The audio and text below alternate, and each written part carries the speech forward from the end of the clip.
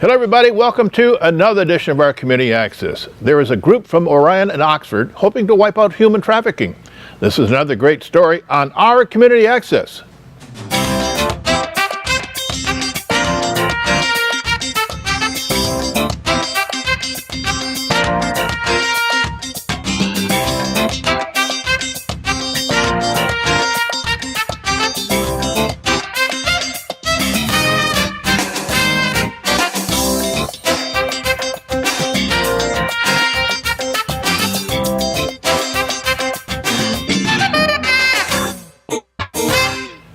Welcome back. Hoping to wipe out human trafficking. With this story is our reporter, Carrie Stiles. Terry?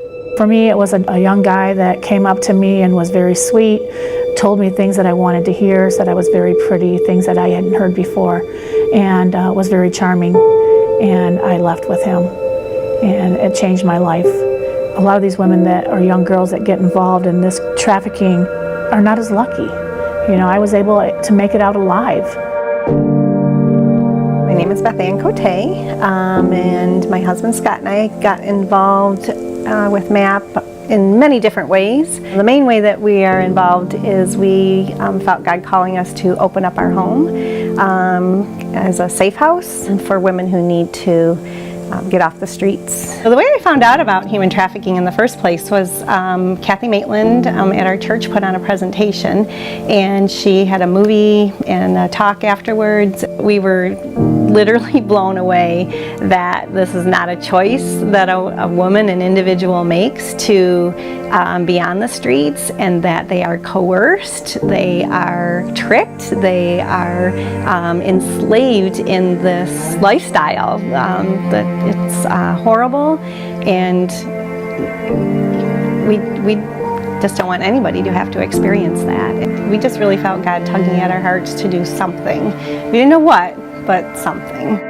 We met Kay in the early spring of 2014. She was introduced to us actually through the MAP organization. So we thought it would be kind of temporary. We really didn't know, obviously, where she was coming from and what her needs were. And it ended up being about 8 months that she stayed with us. And so it was one thing to take her in and love on her, and sometimes you think, well, that's great. Well, you know, we've got her off the street. But there's so much more to that, and especially when, in her case, where she's experienced such lifelong abuse. She couldn't shower on her own. She couldn't be in a house by herself sometimes. That was really difficult for her. The house had to be completely locked, all the windows closed and locked. And so finally, though, we were able to find a place who was willing to work with her and take her in, and in a few short weeks she was going to be able to find that, get into that housing. But within that time frame, my husband and I had a trip away from the house planned, and that really made Kay very uncomfortable, and so we did try with her to find someone who would be able to stay at the house with her, or find some place that she would be able to go for the few days that we were going to be gone.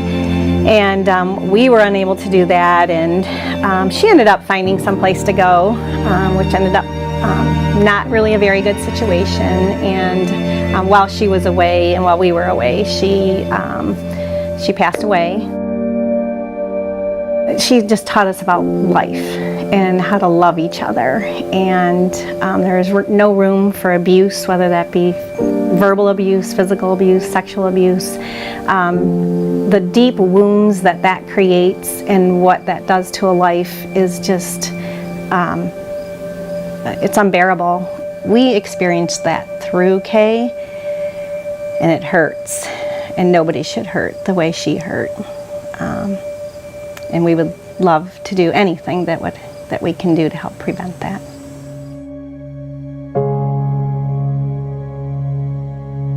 Human trafficking isn't a new problem. It's been around a long time. We've only in recent years given it a name, human trafficking. And it's when people exploit other people using force or fraud or coercion for their own gain. And we call it modern day slavery. At Michigan Abolitionist Project, we are bringing hope to this situation. We are making a difference. The heart of MAP, what we do, is our community groups. We are everyday people using our gifts and talents to make a difference in the world. And we have a growing number of community groups across Michigan that on a regular basis are reaching out to their community, continually educating, continually building awareness, and serving the vulnerable in our communities. And we're biased. We're biased toward prevention, and we're biased toward eradicating the demand for human trafficking. So you might want to know why we're having this conversation. You know, it's happening in your neighborhood. You know, a lot of times people say, I just don't want to get involved, I don't want to be a part of it because it's not happening to me or my kids. And I will say it is happening in your neighborhood, and it could happen to your kids. You know, the person that was the perpetrator for me was living in an affluent neighborhood, Bloomfield Hills, and was amongst many, and people didn't even know what it was that he did. We learned from Kay so much about the impact that this crime and exploitation has on people that we really need to stop it. We want to stop it. We don't want to see anyone suffer like Kay suffered. So through MAP, we've learned so much, and we want to do our part to make a difference and make things better. It's going to take a whole community. This is a big issue. It's complex, and we need everyone to do something. We aren't just locking up bad guys. We need to change our culture that's allowing this exploitation to exist. We are MAP, and we can end it. We can end it. We can end it. We can end it. Together.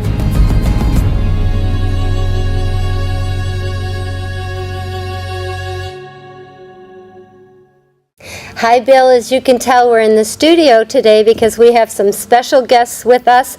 Again, we're going to talk about human trafficking. It's everywhere in the entire world. And with me today is Dawn Ames, Pam Brooks, and Linda Noacker. And we are going to talk about the groups that are here to prevent that here in our own community, and it's called MAP, right? That's correct. And it's all-encompassing, right? So we feel like we need to have it in our community. My first question was, why do we have it here? Tell me why.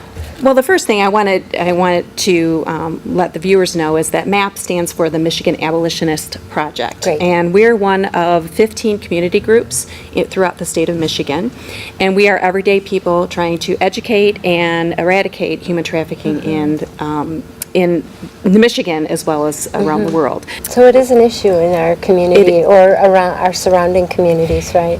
It is. I mean, human trafficking can be found, obviously, it's an international issue, but it happens in every city and every town in Michigan.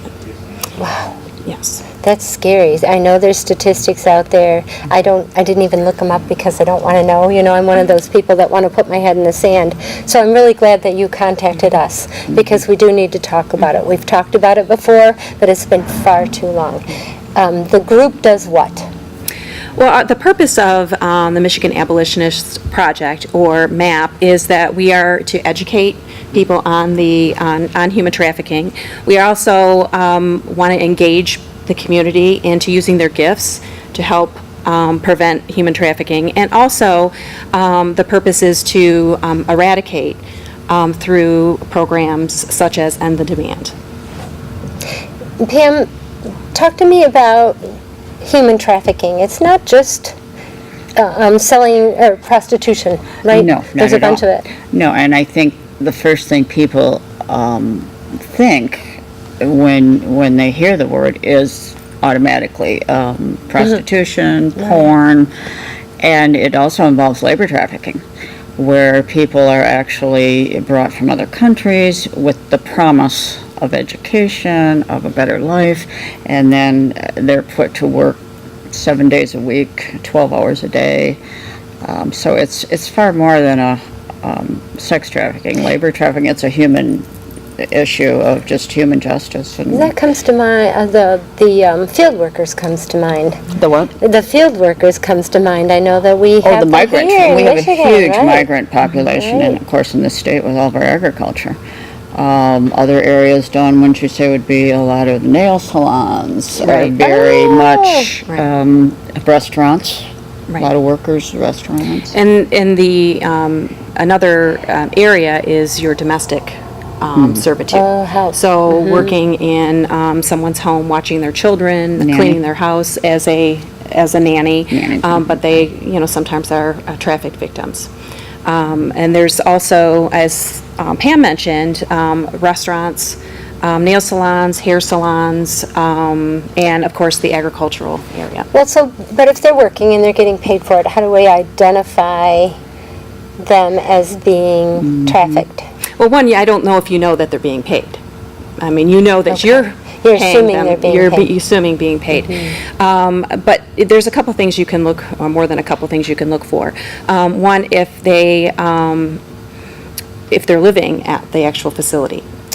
So sometimes if, the people actually are living upstairs or in Oh, the right, actual building. Sure.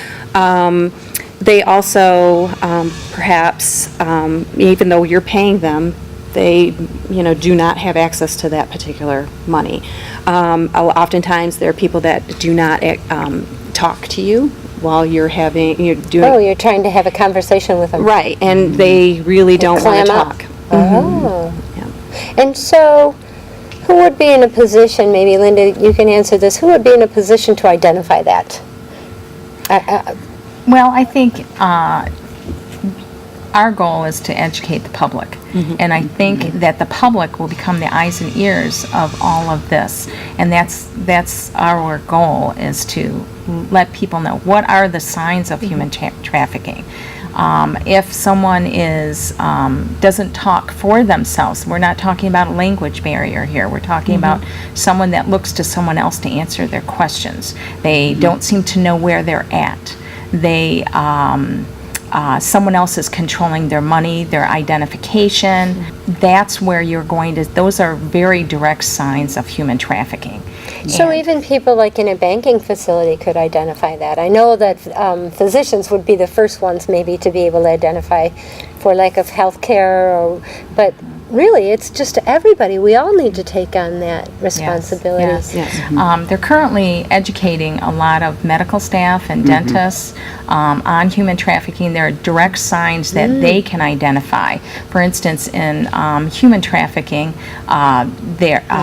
sex trafficking, I should say. Many times the girls are tattooed on the inside of their mouth. So a dentist obviously would know that. Many of them are tattooed on their bodies, so a medical staff could pick that up. Now they're tattooed with all kinds of things. A logo from that particular pimp, I guess you would call him. It could be barcodes. Yep, barcodes. A lot of times, it's amazing. And I've heard of they've implanted devices, tracking devices in them. I mean, it's amazing. Yeah, like the things they put in dogs. Yes. Oh my goodness. Yeah, and so there's a lot of things that the medical community and can identify maybe before any of us would know. But we are an integral part of ending this. And every organization that we have talked to or we've listened to speak on this has said that we are eyes and ears. The public is probably the most critical part of this, because we're going to pick up on the nuances of different behaviors before. They can't police everything because everyone's on guard immediately as soon as they see someone that's official. So we as the public can just be aware and mindful of the people around us, mindful of these specific things, specific signs, and we go into much more detail at our meetings at the public library. On every second Thursday of the month, we have these open meetings for roughly an hour. At the Oxford Library, Public Library, yes, at 7 p.m. And the only time we don't meet is in December or July. But and we've got a variety of speakers to cover all angles of human trafficking and labor trafficking, but our primary goal is to educate our youth on this, before they ever step into any of this, before they're ever coerced into any of this behavior. Our goal is to ultimately get into the educational system with a program, a regular program to help our students before they're ever trafficked. And then they get the warning signs, and so that brought me to, I was thinking, who becomes a victim? I always think of the youth, and of course that's a great place to target, but it's not just the youth, is it? It's just, it could be anybody, women, men. Usually it's a vulnerable population. So when you're talking about a vulnerable population, it could be someone that has been physically or sexually abused, someone that's in poverty, your foreign national population, or immigrant population. Foster care. Foster care. And when we say foster care, and I like to, mention this because I have several friends that are foster parents, it's not the actual foster system. What it is, it's what happens to the kids prior to getting into foster care. So Prior to placement. Right, prior to placement, the abuse or neglect or poverty that they suffer prior to getting into foster care. That gets them there. Exactly. Those are the warning or the at-risk population that we're talking about. We're going to talk more about how to prevent that and how we can become involved. We all need to, so don't go away. We'll be right back.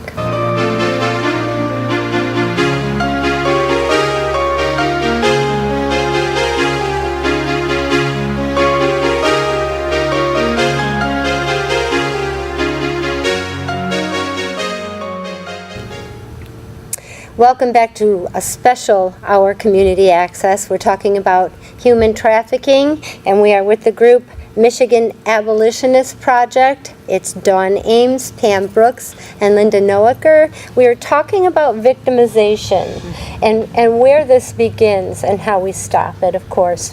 But it starts really in your family nucleus or in your home. It starts where we're not seeing. We live in a blue collar, quickly becoming a white collar community, and we still have worries because the family is really a lot different than it used to be, right? So what are we looking for there with our kids, with our homes? How can we protect that? Well, I can answer that.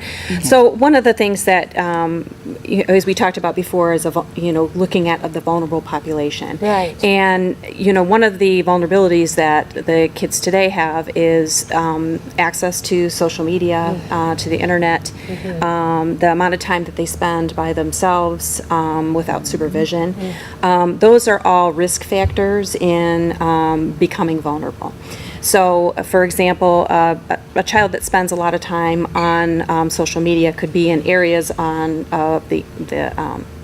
on Facebook or Instagram, or what's the other? And there's such prey there. Right, they Twitter. are. Twitter. Yeah. And they come in contact with people that aren't just their friends. They could be strangers. So I think when our kids are not educated on the proper use of the internet and social media, they are at risk. And then during the break we were talking about one particular instance that's going on right now that's being played out in the news is there was a young girl involved with two men that actually, did they kidnap this child?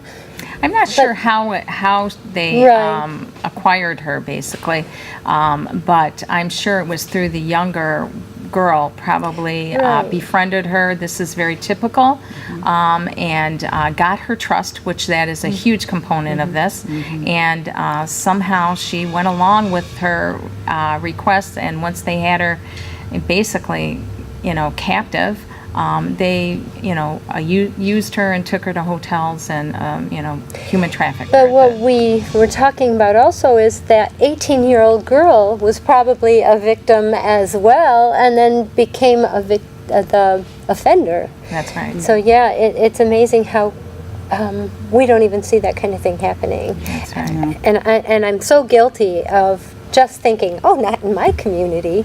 Right. And You so, certainly wouldn't be alone. No. And I would like to address something that you said when you mentioned something about the girl being kidnapped. That's one of the myths that we want to educate people is that is really not They're how lured. it happens.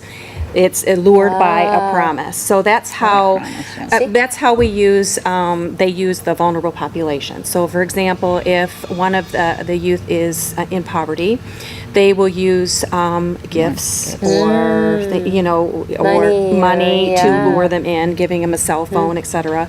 If they're lonely or they've been abused, using that relationship in order to get them to earn their trust. So there's usually a promise involved that you want to, that they want to give the victim in order to entice them into this type of lifestyle. And I think that the public needs to know, because it's always on Facebook talking about, somebody being stalked at the mall or whatever. Right. Kidnapping usually is not part of what happens with trafficking. It's only about 5% of your victims are actually kidnapped. Wow. And that's like a guesstimate as far as, because we really don't have a lot of statistics on that, but that's not usually how it happens. but like everything else, it begins at home. And so we all need to be more cognizant of the fact that it can and does happen in our own community. I do recall a story. We've done stories on human trafficking before, and a woman who lived in Birmingham or Bloomfield Right. was actually living at home Right. and still being trafficked by a schoolmate. Yes. Right That under was our in the nose. 80s. That was in the 80s. So that was so That was long in Birmingham. ago. Happened. Yes, in Think- Birmingham, yes. Think about the introduction of social media and Since the then. internet since that particular then. instance. Yeah. That has magnified that whole situation. I mean, and Made it so easy for Yes. the villains. yes. And so let's talk about prevention and what MAP can do for us in the community. They can help us identify. What about referrals? What if we suspect, and there's so many of us, and that school shooting, somebody suspected that kid. That's right. They did the right thing. Well, So they who do you didn't- go to? Say I'm concerned about my neighbor. Who do I go to? And report this. You don't want to be the person that reports something and it turns out to be a non-issue. So what do you do? Well, I would say at the very beginning, the very first step that you can make is you take a picture of that Polaris hotline for human trafficking. You keep it in your phone, you put it accessible to Okay. yourself. If you suspect anything, Polaris wants you to call them, even if it's a dead lead. They want you to call them. We heard that. We went to a conference recently where the FBI was there, Polaris was there. They all said, we want you to report it. Regardless. You may have an integral piece to a puzzle that they have, but cannot connect all the pieces.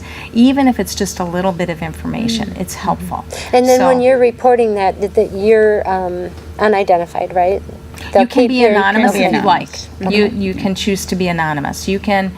Polaris is a wonderful organization. They can hook. They can hook you up with other additional information. They can hook someone up with services, and maybe a parent calling that's concerned about a child or even an adult child, and they can advise you. They're a wonderful organization. So I'd say as someone who is just getting introduced to this, have this number handy, know the signs of human trafficking, and start from there. The one thing that you don't want to do, and your law enforcement is very adamant about this, is that they do not want you to intervene.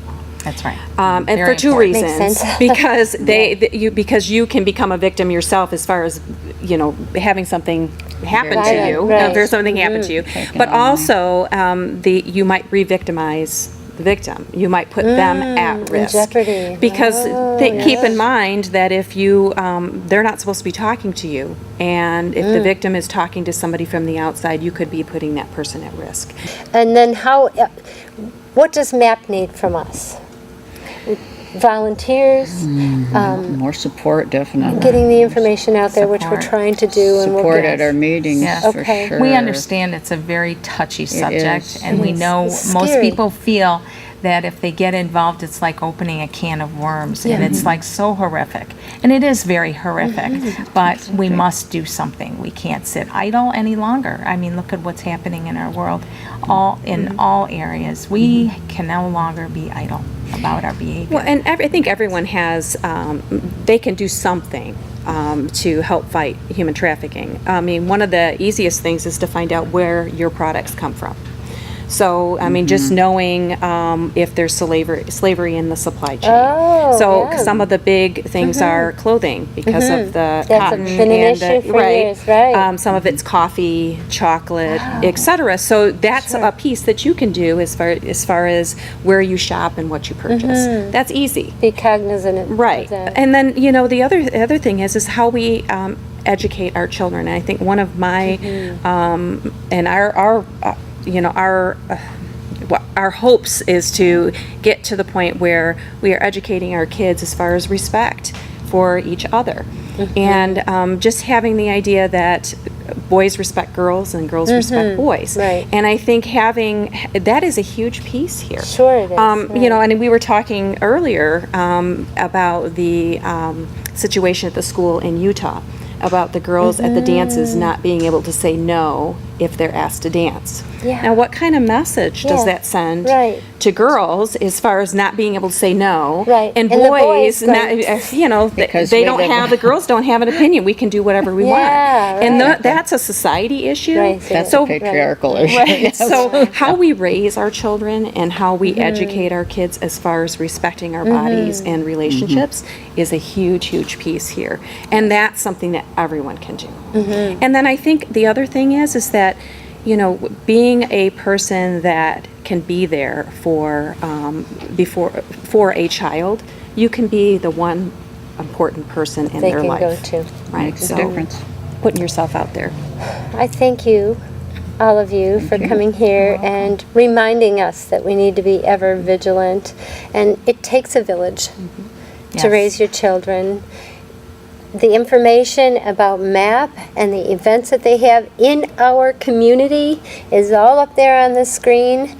We all owe it to our children, and not just my children and my grandchildren, but my neighbor's children and the guy down the street, to be there, to pay attention, to volunteer, to just be aware. And thank you for doing this. Thank and you we for will having us. we'll be there at that great. event at Excellent. March Thank you. 10th. Mike Spiz. We didn't talk about Mike Spiz. yes. Mike Spiz will be the speaker March 10th at the Oxford. March 8th. Oh, sorry, March 8th. It's a Thursday, March 8th I'll at put that on 7 the p.m. at the Oxford Public Library. Mark Spiz, our commissioner for District 3, will be there to speak. He was integral in creating the human trafficking website that just went live for Oakland County just in about January. Oh, very good. So he will have a lot to say. And then we have future speakers coming, Maggie Dunn from House of Providence, which will be opening a facility in our area soon for foster care young women. So we are very much looking forward to having her.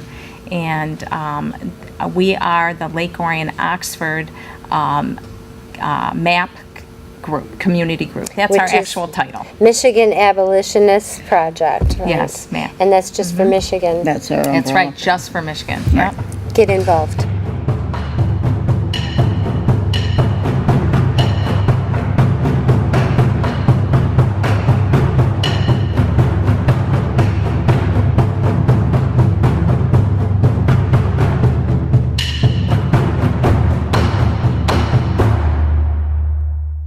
Thanks, Terry. Well, that's all the time for this week. So, for our photographer, Russell Courier, and tech director, Kyle Snage, for our reporter and editor, Terry Stiles, I'm Bill Service, and you have a great, great week.